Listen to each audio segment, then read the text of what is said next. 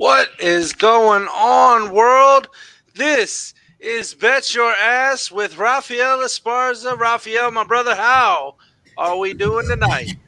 I am doing, I'm actually sure I can do it pretty well. I mean, because I'm getting ready for, pardon my French, the shit show tomorrow. So I'm actually a little pumped. I might watch a movie tonight just to get my mind ready to go. Because let's face it, this Monday night game is not my cup of tea. I could see a bloodbath, but we'll discuss about what happened during week 8. Because, boy, if you were betting yesterday, you lost your ass. You didn't bet your ass. You probably lost your ass because the books cleaned up yesterday. That they did. I will say that I helped you out with your wife. Did a little 3-team parlay. 2 out of the 3 hit. But I also took all 3 individually, so I didn't do too bad because I picked the Miami Dolphins money line, the Nice. Las Vegas Raiders money line. Nice. But the Detroit Lions took a flop for me. Detroit basketball. No, sorry. Right. I know. I just aged myself right there. You did. You did. I went against the home team yesterday because they were playing the Colts, but I just didn't think that the Colts would do too well coming off the bye week. And Detroit was playing a little bit better coming off that big win. The comeback win, I think it was against probably Atlanta. I don't remember. But, yeah, that's the team that screwed my 3-teamer up. So you're welcome for that. You're welcome. Those teams that you played, I think I was probably agreeing with you with the Detroit Lions. I thought the Lions was a good spot. It moved almost to 4 points before kickoff. So whatever number you got a bettor's number, like we like to call it. So a little bit shocked. I guess I probably would have maybe faded the Raiders, knowing that wind was kicking. Let's talk about that game. Raiders Cleveland. Yeah. I love the over. Both defensive stink. But boy, that total went from 52 to 44 because of that wind that was blowing. So I had to eat my over bet. I had my hands on my ankles, and I was just waiting for a hug afterwards because I had the over in that game. And 16-6 was not an over winner for my wallet. But no, not that one.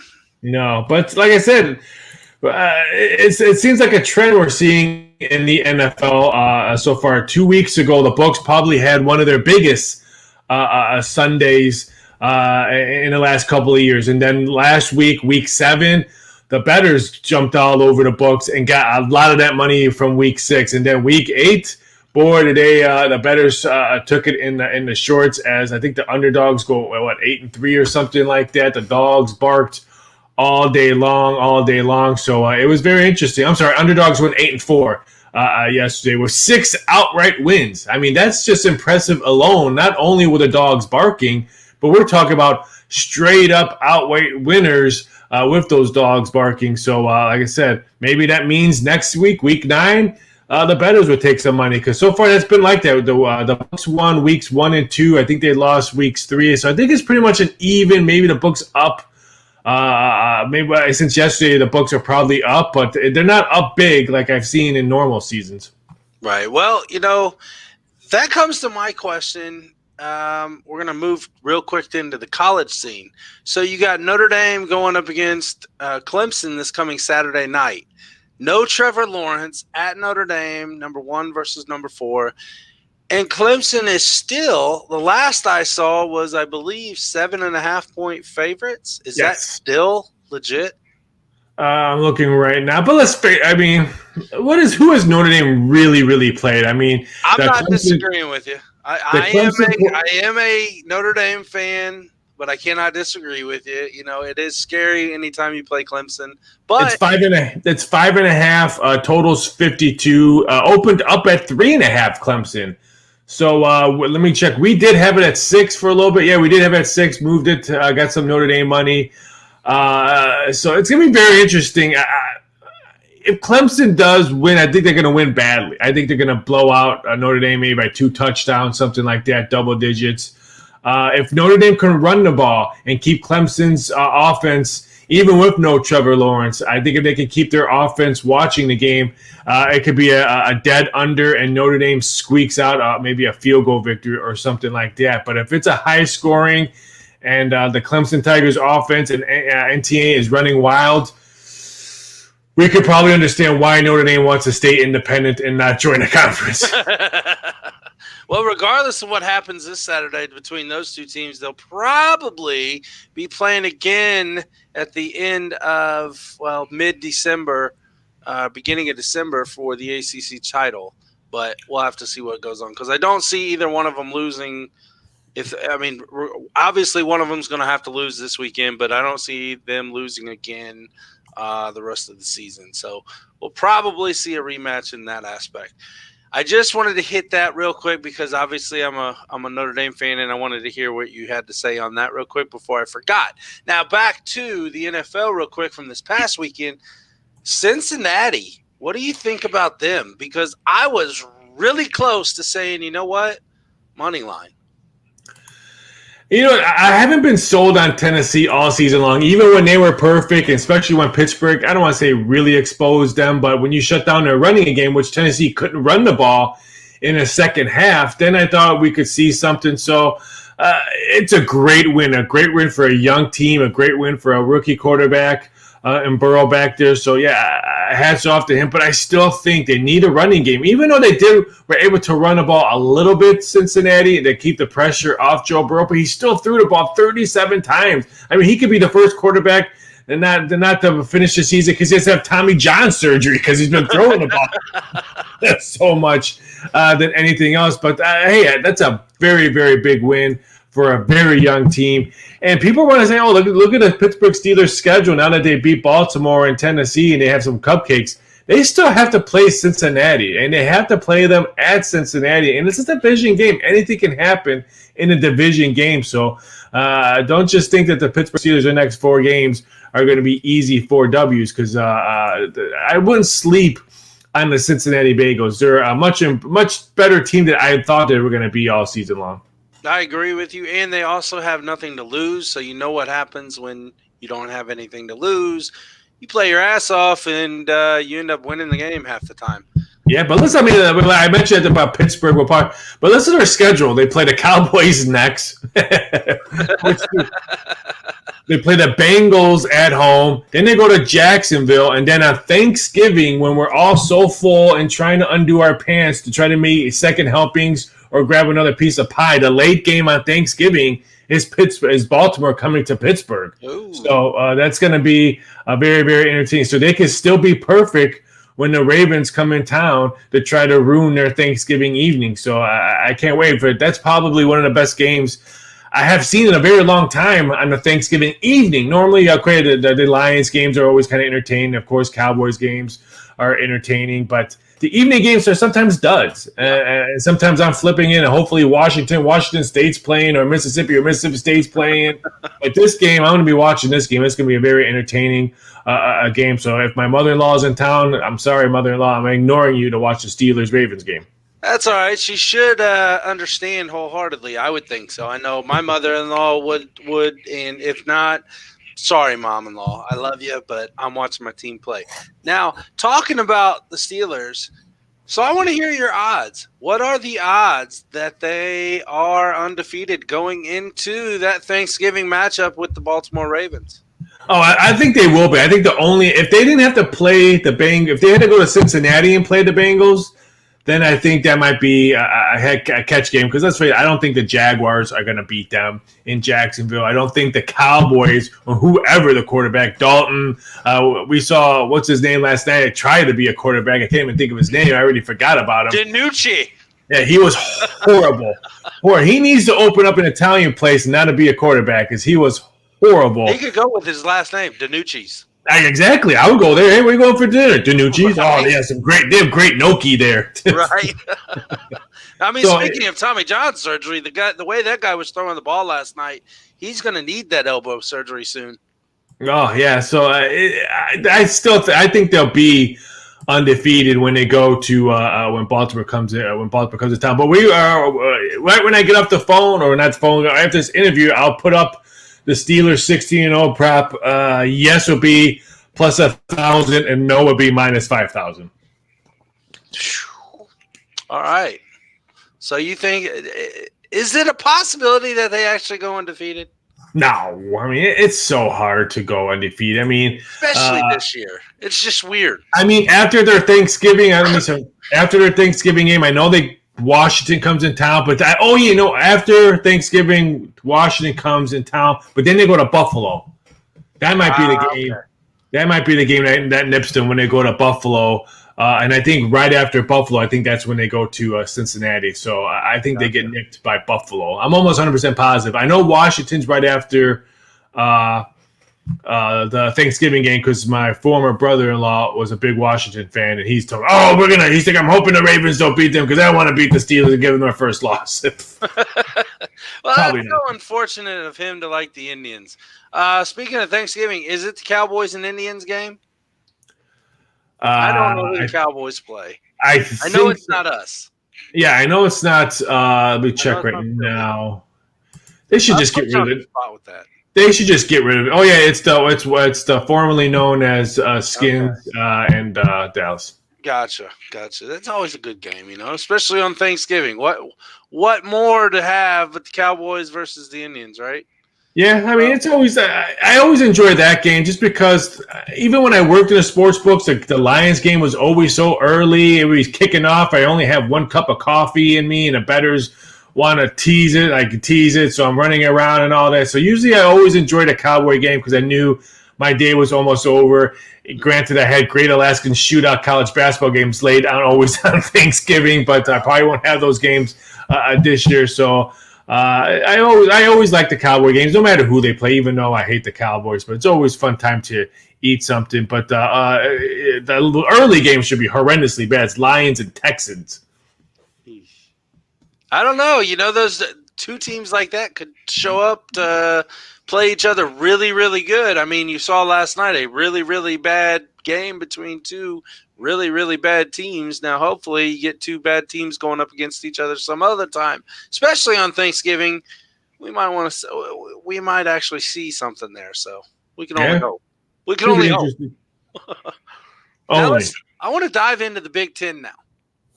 So the Big Ten has zero room for error. They're 8 games in 8 weeks deal. Then they have their championship game, so they can get into the playoff talks.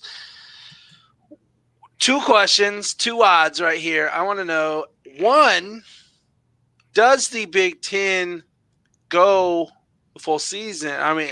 Does the Big Ten a team make it into the playoffs? And 2, does Ohio State have any kind of setback within the next 6 weeks? I mean, let's face it, it's all about Ohio State. I think now that Wisconsin's already missed the game and they're 2 quarterbacks out, I just don't see them doing it. It's all going to be about Ohio State unless for some odd reason IU, that's right, the perfect Indiana Hoosiers, pulled off some more miracles. But yeah, it's going to be very interesting. I mean, Ohio State, as long as they have no hiccups, I think they'll be one of those teams that will be in a Final Four. We have Justin Fields as the favorite now to win a Heisman now that Trevor Lawrence is going to miss 2 games. So it's all going to see if Big Ten can, or I shouldn't say Big Ten, if Ohio State can still be that team, because I don't see anybody else. I don't see Northwestern or Purdue. They're only 2 undefeated, I think, in the West. But like I said, IU, I want to bust out my red and white striped pants that I have from Indiana University. Oh, you got the candy striped pants? I got the candy striped pants, so I had to bust those out if they win next week. But it's all about Ohio State. It's going to be interesting because Pac-12 starts this week, so they can really creep up. Because let's face it, it's going to be Alabama, Ohio State, and Clemson. So who's going to be that 4th turn? Big 12's out.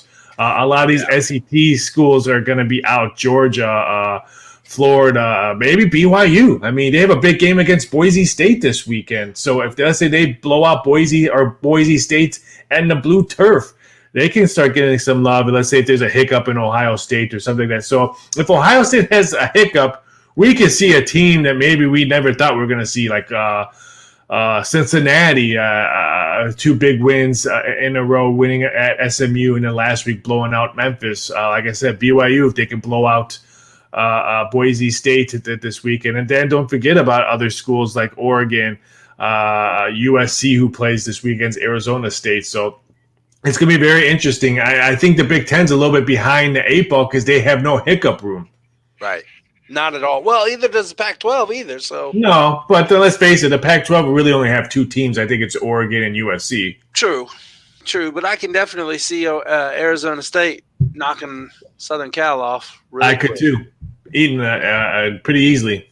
Yep. So speaking of the playoffs, really quick, Notre Dame. Is there any chance that they make that top 4? Now, my only thing is if they do lose this first game, they go undefeated the rest of the season, and they beat Clemson in the ACC title game, I could see that being their ticket in. Yes. Now, if they go this week, win this game, lose that game, where does that sit? I think if they lose this game, they need to beat Clemson in the championship game, if they're even there, because don't forget, after Clemson, they go to BC, and then they go to North Carolina. I think those 2 road games are going to be really, really challenging games. I think they end the season, I want to say, with Wake Forest, if I'm not 100%. And I do believe that one is on the road as well. So I'm an idiot. I forgot the COVID deal. We don't even play Southern Cal this year. That hurts my heart. No. My heart. I mean, it's interesting. I mean, you know this. I mean, Notre Dame gets to host Clemson at home. The last time they hosted the number 1 team was against the USC Trojans in the Bush Push game. I was there. So that was. I was sitting in the opposite end zone corner than the Bush Push. So that's the first time Notre Dame hosted a number 1 team. So that hurt. I remember that game. I was at MGM Sportsbook. I was working at the time. Man, yeah, that sucks. So what happens? How was the atmosphere at that moment in the last 7 seconds of that game? That play, ball goes out of bounds. Notre Dame's freaking out, thinking they won the game. Then they get called back, and then the infamous Bush Push play happens. What is the atmosphere in, say, MGM, where you were?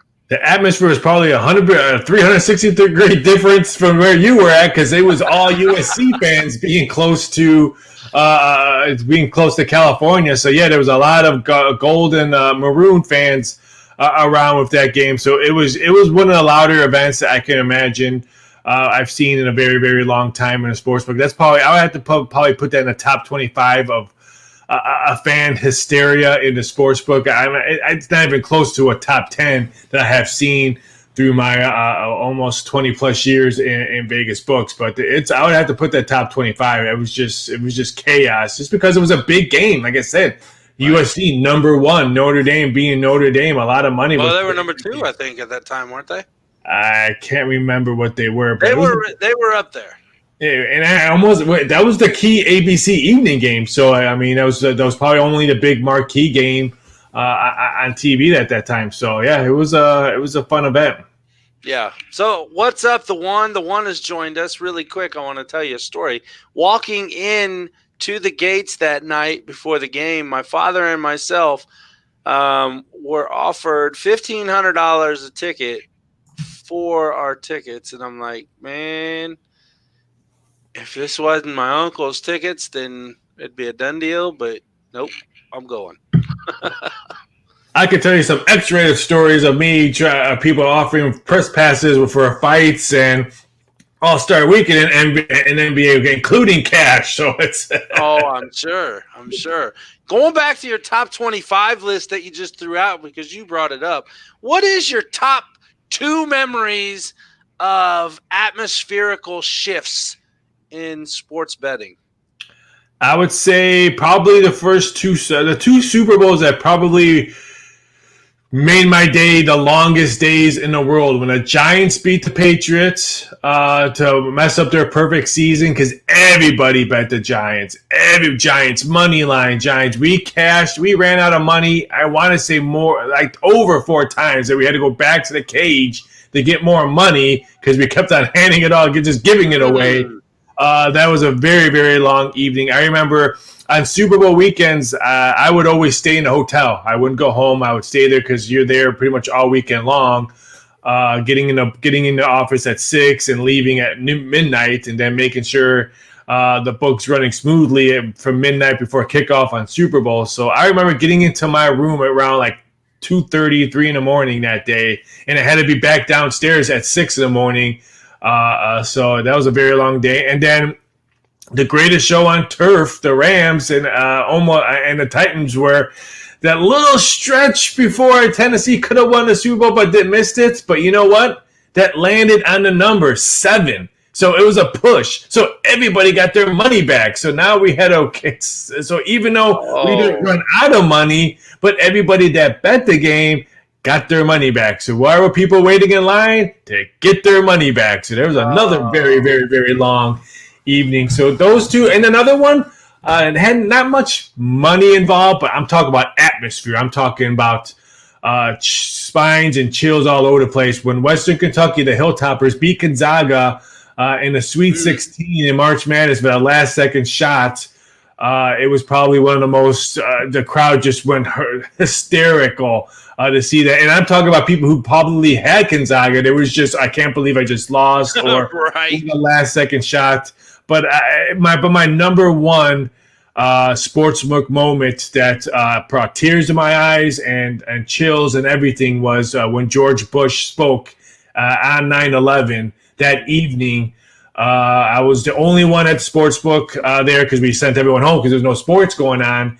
But they wanted the TVs on, and then when he started speaking, I put the volume as loud as possible, put it on every TV, and I'm in the back, so I'm putting all the volume on, making sure all the TVs have the same feeds, no playback. By the time I did that, maybe 5 minutes at the most, and I walked out front to watch it, it was probably one of the biggest crowds I have ever seen. And I'm talking Super Bowls, Kentucky Derbies, boxing events. It was one of the biggest crowd. And then when he stopped when he stopped his speech, you felt like you just won, like at the Heisman yourself. Everyone was high-fiving, everyone saying USA, everyone hugging and stuff like that. And it's probably one of the most united I've ever felt in my lifetime. So that's my number one sportsbook moment. It has nothing to do with sports. Well, it does, because didn't he throw the baseball out? Well, yeah, that was a month ago. He threw the first pitch out in the World Series. Yeah. No, I thought he threw it out that night. No, there was no games that. There was no games that night. Not that night, but like the first game back at the Yankees Stadium. Oh yeah, I think it was the first game back. He threw it out. Yeah. Okay. I'm not going totally crazy. Let's get into tonight's game. I know you're not a big fan of the money line action or the spread and all that, but let's get into a prop bet that I heard you earlier on Instagram say. The TB12 tonight, 2 touchdowns for, I think the line was what? -160, -165. I think it got bet up to -170. I think people who love me on Instagram probably bet it up. Yeah, but yeah, I mean, let's face it. The Giants defense, I think, is not the Giants defense we've seen in many, many, many years. And I think if you like the the Bucks, they're going to put up points, and I like the over in this game as well. So I wouldn't. So are you going to stop at just the 2 touchdowns, or should people kind of bump that up a little bit to 3 and make that more? Just get that little bit more back. Well, 3, I think, was -120 last time I checked. I don't think he throws for 3. I think they'll run the ball. I could see a touchdown pass by Grunt, which will he score a touchdown? I think it's +380 last time I checked. That's a very interesting bet. He's been playing a lot better, and Brady's been targeting him a little bit more, so that one shocked me. But you know what? What we saw yesterday, I mentioned it. The dogs were barking. Why not put a little cheddar on New York at home? And mess up that big, because let's face it, maybe Tampa Bay's overlooking this game, because you know who they play next Sunday? The evening game? They play the Saints come in Tampa Bay. Yes. So maybe it's an overlooked game for this one. So if I had to bet money on the game itself, I might take a look at the Giants, because you're getting an outstanding. You get 13 points? I'm checking right now. It was 13 last time I saw this morning. It's there's some 13s. Yeah, we have 13. There's some 12 and a half still out there, and the total is 47. So yeah, I mean, if the Giants do win this game, it's going to have to be total defensive game for both of them. It's going to be like, and it's going to be the under. So I'm going to agree with you with the over. I do not see the Giants winning this game because I don't see the Giants being able to put up that many points against the team. No, I don't either. I mean, because I think the Buccaneers, they're just too experienced. There's just too many veterans on that team, knowing that, hey, the Saints won yesterday, being a garbage Bears team. They've won 4 in a row. We're comfortable winning in this division. We need to keep up on track. I just don't see it. But I could see the Giants hanging around. That's a big number as a home dog. And I could see the Giants maybe only losing by 10 or something like that. But I do think I do believe we see a lot of points scored in this game. So what did you say? The over was what, 52? 47. 47. Okay. That makes me definitely go to the over now because for some reason I thought you said 52, and I'm thinking, man, if Tampa Bay has a decent game and scores like 38 points, but then holds the Giants to 6 or 7 points, I can see that happening. So I don't know. That kind of scares me. But you brought that down to 47. That makes a little bit more sense in my betting mind. Well, in Tampa Bay's their last 21 games, I know Tom Brady hasn't played with them all 21 games. 16 of them gone over. So it's not like they have some big trends on that. And the Giants usually score points on Monday Night Football, both on there. And I think as a home dog, I think their last 6 games, I think 5 of them have gone over as the Giants as a home underdog. So I mean, the trends point to it. And like I said, at Tampa Bay will be able to score tonight. You're just hoping for Giants. If you think if they're gonna score 30 plus, then you're just hoping for 10 points for the Giants. If you can get Giants 14 points, then I think you're definitely gonna win that over bet. Yeah, that's the part that scares me. But I'll go with you, sir. I'll go with you. Bet your ass, baby. I'm gonna bet my ass. Don't tell my wife. I'm gonna bet my ass. Way too early prediction, sir. Way too early. Both Los Angeles Lakers and Dodgers repeat next season. If I had to choose, if you had odds on it right now, what would you say? If I had to choose one, I would do the Dodgers before I would do the Lakers. I just think there's a lot of free agent question mark. I mean, what kind of team? Because let's face it, I'm hearing a lot of rumors that the Golden State Warriors could be doing some major trades. I'm hearing. To boost their lineup. So I would think it's going to be a lot harder. I mean, the Lakers are plus 350 to win it. Clippers plus 550. Golden State 6-1. I think that's an outstanding number for Golden State Warriors, who's coming healthy.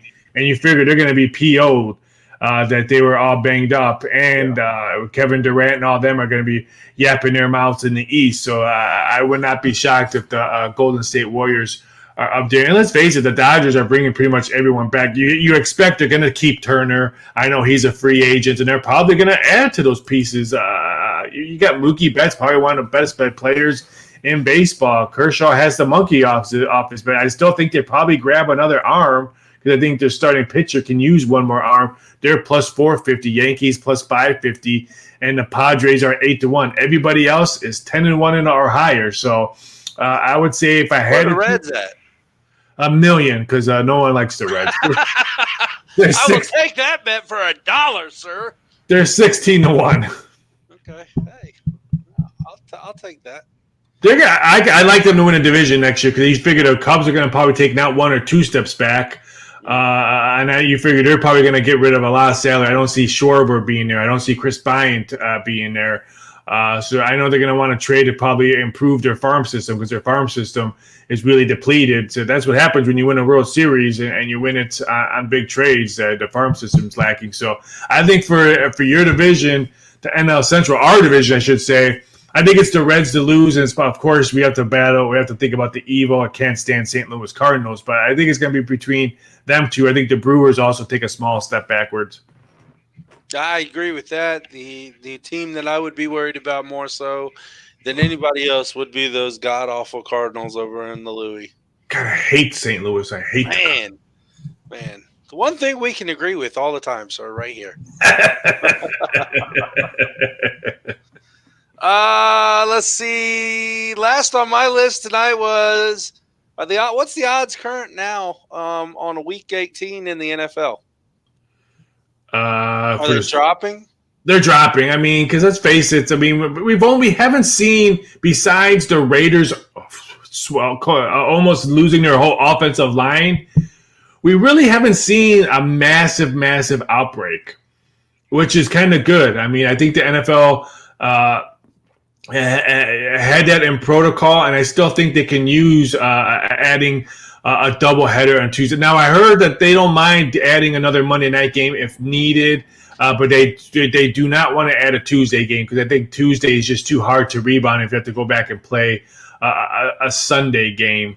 We're halfway through the season. I mean, it's week 8. I mean, unless for some odd reason, knock on wood, the winter is bad in some places and we have some bad outbreaks, we have seen a very decline on week 18 action. Will the Super Bowl play on time? We've seen a very decline on action that as well. Okay. All right. Well, Raphael, as always, do you have anything that you want to throw out there?